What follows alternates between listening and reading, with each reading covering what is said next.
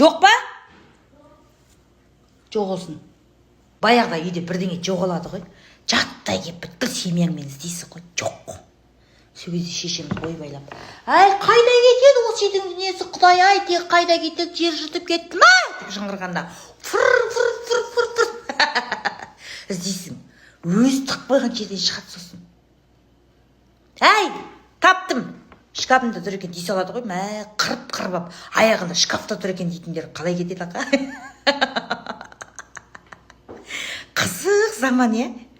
Жының ұстап, мен осы үйдің бишімін десең, ойға ерші, одан ары кет деп. Сонда мына балаларымыз сияқты кезіміз ғой. Қазір біз жаспыз аха.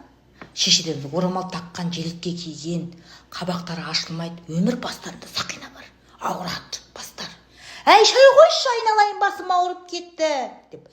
Мама десем, не қылдайсың? Не? Деп шыңғыр. Психологиясы құтылып атқан біз жоқ. Ұрсамыз, қабақ ашылса екен деп.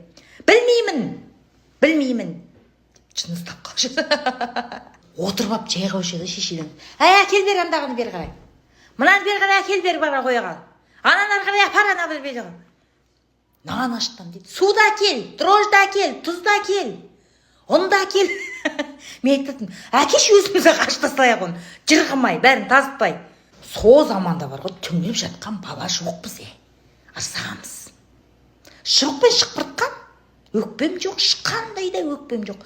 Бірдеңе жолың болмаса, үйтпей атса, сөйтпей атса, әкешің өкпең бар деген бірдеңе шықты ғой. Ештеңесі жоқ, бір жеріміз бүлінген жоқ, шыбықпен шықпыртам деген кезде шыбықты ала бергенде, мен жік жаққа баратынмын. Көрпен бірген алып, үстімді жабам деген ой. Жік жаққа қарай қашатымын.